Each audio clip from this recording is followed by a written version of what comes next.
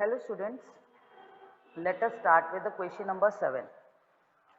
The statement of question number 7 is a function fx is given to you which is x minus a into cos of 1 upon x minus a if x is not equal to a and it is equal to 0 if x is equal to a. The statement of the question is check whether function is continuous or not at x equal to a. That is, we have to test for continuity at X equal to A. हमें check करना है कि ये function ए पर continuous बनेगा या नहीं बनेगा.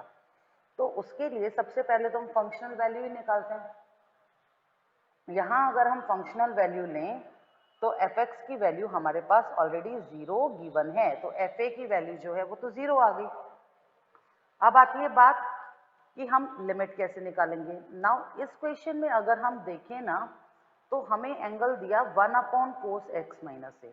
जब x a की तरफ जाएगा तो 1 अपॉन एक्स माइनस ए जाएगा 1/0 की तरफ, जो कि इन्फिनिटी होता है. Since this quantity is moving towards infinity, so in order to calculate the limit we shall calculate LHL and RHL separately. क्योंकि यहाँ जो एंगल है ना हमारा, वो एंगल किसकी तरफ जा रहे हैं, इन्फिनिटी की तरफ जा रहे हैं, इसलिए हम LHL अलग निकालेंगे और RHL अलग निकालेंगे. So let us first take the left handed limit. Left handed limit बनती है x goes to a minus X minus A multiplied by cos of 1 upon x minus A. अब इसे इवेल्युएट करना है तो हम क्या करेंगे, x को a माइनस एच पुट करेंगे क्योंकि a माइनस की लिमिट चाहिए. जैसे ही x a की तरफ जो है वो आ जाता है, limit h goes to 0 h minus h multiplied by cos of 1 upon minus h. ठीक है, ये वैल्यू हमारे पास आ जाती है.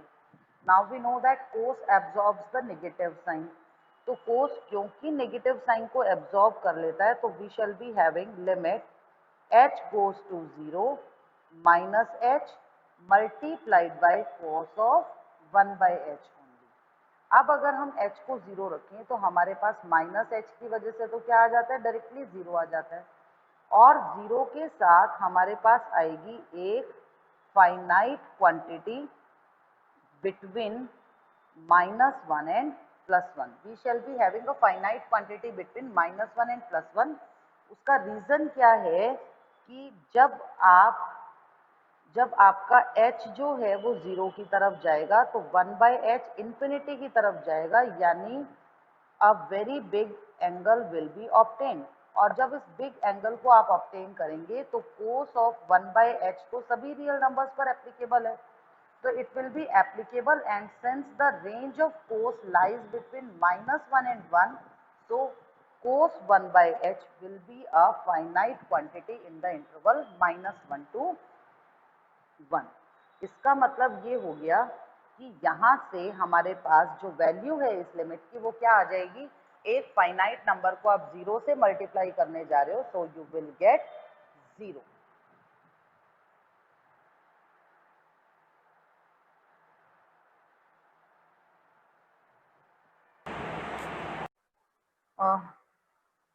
While calculating right-handed limit, we shall take limit of fx as x goes to a plus. It means it will be equal to limit h goes to 0 x minus a, just a minute, let me make a correction, x goes to a plus x minus a cos 1 upon x minus a. ये है ना आपका function. अब हम right handed limit calculate कर रहे हैं तो हम क्या करेंगे, we shall substitute x equal to a plus h. x को आप a प्लस एच रखोगे और फिर जैसे जैसे आपका x जाएगा 0 की तरफ वैसे वैसे h भी क्या बन जाएगा, 0 बन जाएगा. When x goes to 0, h also goes to 0. ठीक है, ये कॉन्सेप्ट लगेगा. तो इस लिहाज से ये आ जाएगा h multiplied by cos of 1 minus h. ठीक है, ये चीज आ गई. अब फिर से हम वैल्यू पुट अप करेंगे, h की वैल्यू तो 0 हो गई और h की वैल्यू 0 होने के बाद ये जो cos 1/h है इसका क्या होगा, इसका वही चीज है, h जाता है 0 की तरफ, 1/h जाता है इंफिनिटी की तरफ, तो cos 1/h will be a finite number between -1 and +1।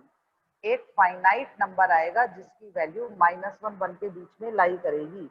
बेशक 1/h जो है वो इंफिनिटी की तरफ ही जाता हो, चाहे आपका 1/h इंफिनिटी की तरफ जा रहा है, लेकिन जो कोस की वैल्यू है वो तो कभी -1 और 1 के बाहर जाती नहीं, तो बेशक एंगल कितना भी बड़ा हो, कितना भी बड़ा एंगल हो, your answer will always be between -1 and 1। और इस लिहाज से देखें तो आंसर क्या आता है हमारे पास, अगेन 0 आ जाता है। ठीक है, अब अगर हम देखें तो LHL की वैल्यू आई 0 और RHL की वैल्यू भी कितनी आई, 0। It means limit x goes to a fx exists and this limit is equal to 0। अब अगर हम f0 को रेफर करें तो f0 क्या था, f0 was f of a,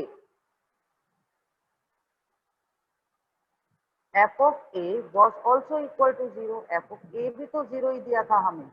तो यहाँ से हमारे पास ये चीज आ गई कि limit x goes to a of fx is equal to f of a, hence we can say that fx is continuous at X equal to A. यही हमें प्रूव करना था कि ये जो फंक्शन है हमें इसको टेस्ट करना था, तो हमारा आंसर क्या आया, that the function is continuous at X equal to A. और इस तरह से ये क्वेश्चन हमारा कंप्लीट हो जाता है। Now let us come to the question number 8। अगला क्वेश्चन लेते हैं। 8th क्वेश्चन में we have to examine the continuity, examine करना है हमें कंटिन्यूटी को, किस पॉइंट पर एग्जामिन करना है, एट एक्स इक्वल टू π/2। आप फंक्शन देखो क्या दिया, फंक्शन है cos of x divided by π/2 minus X. ये है अगर x π/2 के बराबर नहीं है तब तो ये आएगा cos x upon π/2 minus X, और यही क्वांटिटी 1 के इक्वल आएगी if x is equal to π/2। हमें चेक करना है कि x इक्वल टू π/2 पर इस फंक्शन का स्टेटस क्या है। ठीक है, ये कंटिन्यूअस है या डिसकंटिन्यूअस है, इस चीज को हमें चेक करना है। तो सबसे पहले तो let us take the functional value. Functional value यानी f ऑफ π/2 कितनी बन रही है, ये तो 1 ही बन रही है, ये तो आपको गिवन ही है कि f of π/2 is equal to 1। If we come to the limit part, अब यहाँ पर हमें लेफ्ट हैंडेड लिमिट और राइट हैंडेड लिमिट अलग अलग इवेल्युएट करने की जरूरत नहीं पड़ेगी। क्यों नहीं पड़ेगी, because we are having a trigonometric function and nothing is going to be infinite, तब डायरेक्टली भी निकाल सकते हो।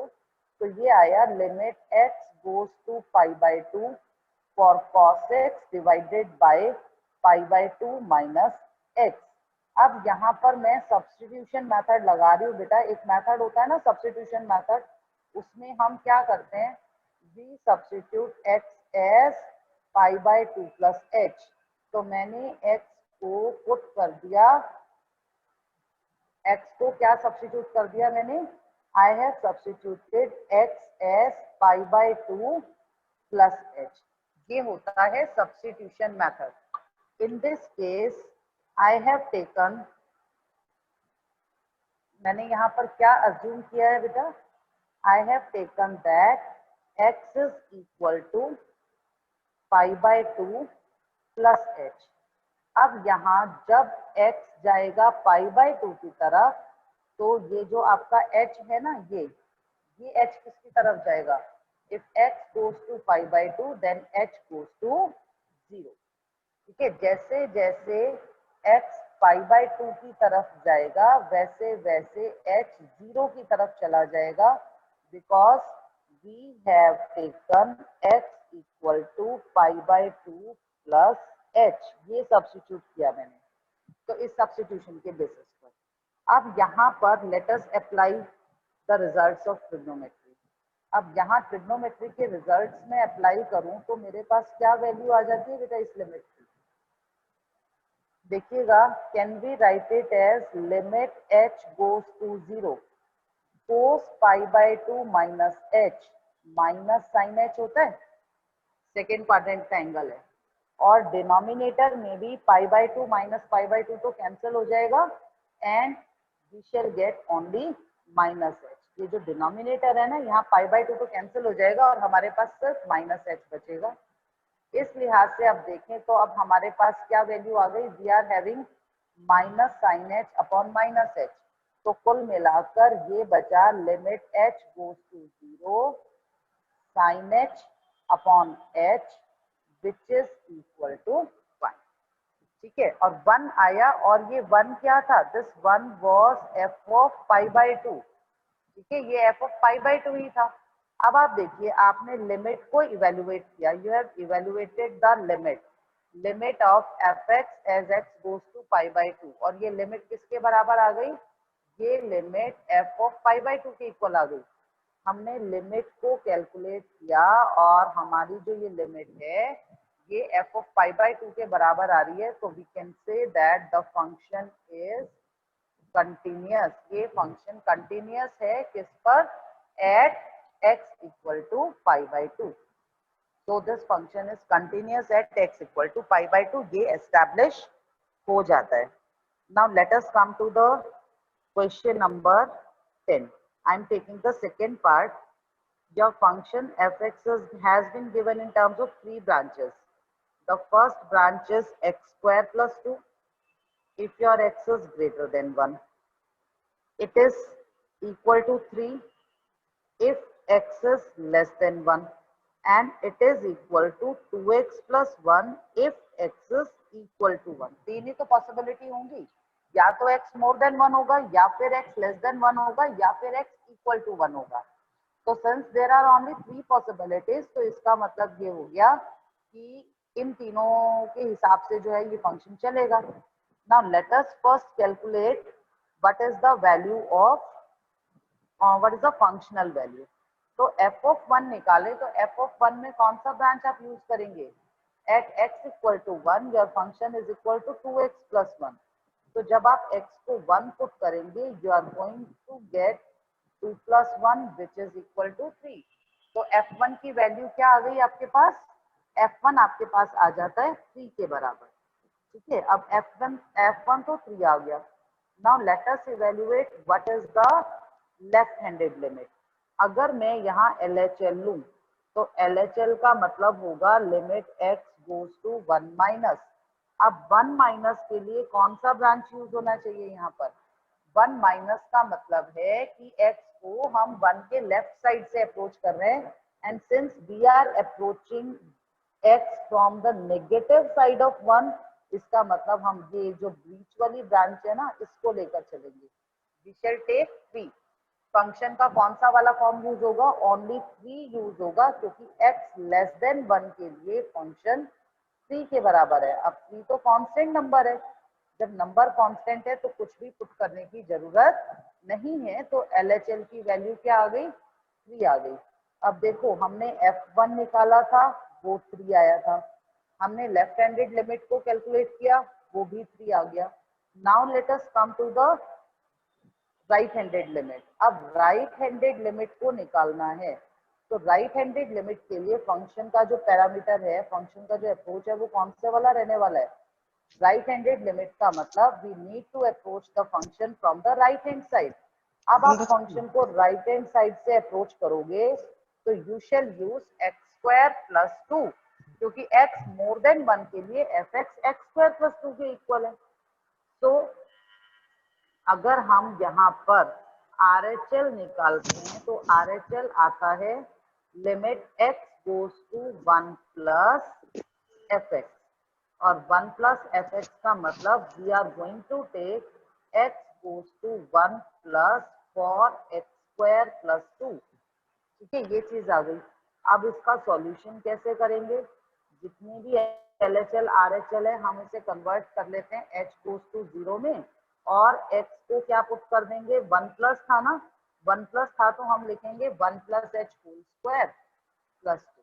अब जरा आप h को 0 रखकर सिंप्लीफाई कीजिए, this value also comes out to be 1 plus 2, और 1 प्लस 2 का मतलब what is the answer with us, 1 plus 2 का मतलब हो गया वी आर अगेन गेटिंग, ठीक है, तो हमें यहाँ भी 3 ही मिला।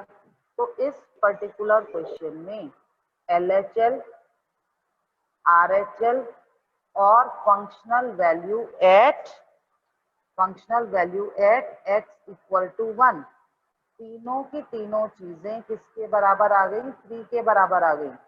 इसका मतलब लिमिट एग्जिस्ट करती है, तो limit x goes to 1 of fx is equal to f1। So what can be say, what should be our result, हम बोलेंगे the function is continuous at x equal to 1। हमारा जो फंक्शन है वो x equal to 1 पर continuous आ जाता है, जो कि हमें यहाँ प्रूव करना था, ठीक है। Now let us come to the next page, question number 11, 12। ये बहुत इजी है बेटा, ये आप लोग अपने आप से कीजिएगा। I am coming directly to the question number 15, ठीक है। मैं क्वेश्चन नंबर 15 पर आ रही हूँ। ये जितने भी क्वेश्चंस हैं, actually question number 11, 12 they are of same kind, you can do it yourself, and as far as 11 और 12 को आप लोग कर ही लेंगे, तो ये आप अपने आप करेंगे। और जहां तक क्वेश्चन नंबर 13, 14, 15, 16, 17 की बात है, they all are of same type, ठीक है, एक ही टाइप के क्वेश्चंस हैं। So I am going to take question number 15 right now, ठीक है। मैं क्वेश्चन नंबर 15 ले रही हूँ बेटा। Question number 15 says your function fx is defined by under root of 5x plus 2 minus under root of 4x plus 4 divided by x minus 2 if x is not equal to 2, and this is equal to k if x is equal to 2। Function जो हमें दिया गया है वो function is root minus root upon x minus 2 के बराबर आएगा अगर x 2 नहीं है, लेकिन अगर x 2 है तो the value is going to be k। Now the question is what should be the value of k, k की वैल्यू क्या होनी चाहिए if your function fx is continuous। कहाँ कंटिन्यूस है, at x इक्वल टू 2। ये चीज आपको given है, आपका फंक्शन x इक्वल टू 2 पर कंटिन्यूस है। अगर आपका फंक्शन x इक्वल टू 2 पर कंटिन्यूस है, so what should be the value of k, k कितना होना चाहिए, ये k हमें यहाँ फाइंड आउट करना है, ठीक है। अब एक चीज आप नोटिस कीजिए, आप यहाँ पर किस तरीके से प्रोसीड कर सकते हैं। सबसे पहले तो हम लोग लिमिट ही निकालें, भाई कंटिन्यूस है नहीं है वो तो बाद की चीज है ना, कंटिन्यूस है पर उसके लिए हमें लिमिट तो निकालनी ही पड़ेगी ना। So let us first calculate limit x goes to 2 of fx, ठीक है, हम लिमिट निकालेंगे। तो जब आप limit x goes to 2 fx calculate करना शुरू करेंगे तो ये फंक्शन किस टाइप का है, अब यहाँ पर आपके पास रूट वाली क्वांटिटीज आ रही है ना, ऊपर भी और नीचे भी। तो आपको मैंने क्या बताया था, इस तरह से जो रूट वाले नंबर्स जब भी आते हैं हमारे पास, तो हम क्या करते हैं, हम रेशनलाइजेशन का कॉन्सेप्ट यूज करेंगे। मतलब हम न्यूमरेटर को जहां पर दो दो रूट्स आ रहे हैं रेशनलाइज करेंगे। तो न्यूमरेटर को रेशनलाइज करेंगे तो under root 5x plus 2 plus under root 4x plus 4 से न्यूमरेटर में भी मल्टीप्लाई करेंगे और डिनोमिनेटर में भी मल्टीप्लाई करेंगे, ठीक है। इन दोनों को, ऊपर वाली क्वांटिटी को हमने रेशनलाइज करना है, तो हम रेशनलाइजेशन कैरी आउट करेंगे। अब न्यूमरेटर को रेशनलाइज किया तो न्यूमरेटर में a minus b into a plus b will be equal to how much, it will be equal to limit x goes to 2, ऊपर क्या आ जाएगा आपके पास, in numerator a plus b into a minus b will provide you a square यानी 5x plus 2, क्योंकि root का square जब लेंगे तो रूट रिमूव हो जाता है, माइनस 4x plus 4। ऊपर तो ये क्वांटिटी आ गई, जबकि नीचे हमारे पास है एक तो x-2 और उसके अलावा अंडर रूट ऑफ 5x+2 और अंडर रूट ऑफ 4x+4, ये दो क्वांटिटीज बच जाती हैं। नाउ लेट अस सी कि अब ऊपर क्या बचता है हमारे पास। तो न्यूमरेटर में हमारे पास आएगा 5x+2 माइनस 4x माइनस 4, और नीचे क्या आ रहा है, नीचे आ रहा है x-2 multiplied by under root of 5x+2 plus under root of 4x+4, ये क्वांटिटी नीचे आ रही है। अब अगर हम इस क्वांटिटी को कैलकुलेट करें तो ऊपर क्या बच गया हमारे पास, what is left in the numerator. तो न्यूमरेटर में अगर हम देखें तो हमारे पास आ रहा है limit x goes to 5x minus 4x is x and 2 minus 4 is 2, तो ऊपर बचा सिर्फ x-2 और नीचे है x-2 into root of 5x plus 2 plus under root of 4x plus 4, ये रूट वाली क्वांटिटीज नीचे हैं हमारे पास, ठीक है। ये 5x+2 है। अब x-2 तो x-2 से पूरा पूरा कैंसिल ही हो गया। जब x-2 से कंप्लीट कैंसिल हो गया तो इसका मतलब क्या आया, what does it mean, now we are having limit of x goes to 1 divided by under root of 5x+2 plus under root of 4x+4, सिर्फ ये क्वांटिटी हमारे पास बच जाती है। अब यहाँ पर आप क्या करेंगे, what can you do now, अब तो आप x को 2 पुट कर सकते हो because now it is not in 0/0 form. 0/0 form जो था वो यहाँ से परफेक्टली रिमूव हो गया। 0/0 फॉर्म रिमूव हो गया तो अब आप x को 2 से रिप्लेस कर सकते हैं। तो जब आप x को 2 से रिप्लेस करेंगे तो जो आप लिमिट निकाल रहे थे ना, limit x goes to 2f(x), वो आ जाएगी x को 2 से रिप्लेस करने पर 1/√5 into 2 + 2 plus under root 4 into 2 + 4, तो क्या वैल्यू आई है, ये आया 1/√12 प्लस रूट 12, तो ये आ गया 1/2√12 और 1/2√12 का मतलब होता है, क्या वैल्यू निकली 1/2√12 की, 1/2√12 का मतलब आप इसे लिख सकते हो 1 डिवाइडेड बाय 4√3, ये वैल्यू आपके पास आ गई, ठीक है। तो यहाँ से अब हमने जो है लिमिट कैलकुलेट की, तो after the calculation of limits we are getting that limit of this f(x) as x goes to 3 is 1 divided by 4√3, ये लिमिट आई। और ये लिमिट जो है ये f2 के बराबर होनी चाहिए। क्यों बराबर होनी चाहिए, this is because f is already, पहले से गिवन है आपको, f इज ऑलरेडी कंटिन्यूअस, जो आपका f फंक्शन है वो पहले से कंटिन्यूअस है x = 2 पर। तो क्योंकि फंक्शन आपका पहले से कंटिन्यूअस है x = 2 पर, therefore we can say that this limit and this functional value both of them are equal। तो दोनों चीजें इक्वल आ रही हैं। व्हाट डज इट मीन, दोनों को इक्वल लेने का मतलब हो गया कि 1/4√3 जो कि f2 के बराबर है वो k बन जाता है, and it means the value of k is 1/4√3। This is your answer, कि आपको k निकालना था तो k जो है वो आपको इस तरीके से मिल जाता है। In this way we can calculate the value of k। अब जो क्वेश्चन नंबर 16 और 17 है, they are of the same type.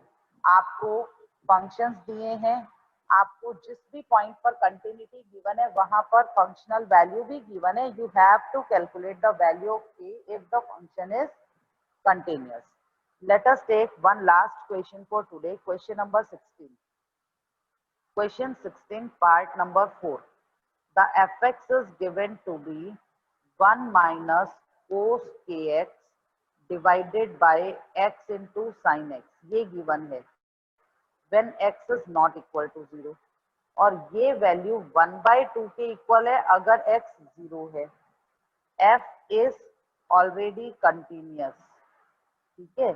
ये जो आपका फंक्शन है it is continuous at x equal to 0। you have to do what, you have to find the value of k calculate करना है आपको कि k कितना आएगा। अब इस फंक्शन में हमें जो सबसे पहली चीज दी वो तो f0 दे ही दिया। f0 तो ऑलरेडी 1/2 है। अगर हम limit x goes to 0 fx निकालें तो ये आएगा limit x goes to 0 1 minus cos kx divided by x into sine x. अब ट्रिग्नोमेट्रिक फंक्शंस अप्लाई करो। 1 माइनस कोस थीटा होता है 2 साइन स्क्वायर थीटा बाई 2, तो 2 साइन स्क्वायर थीटा बाई 2 है तो ये बनेगा limit x goes to 0 2 sine square, it will be 2 sin square kx by 2 divided by x into sin x, ये value आएगी।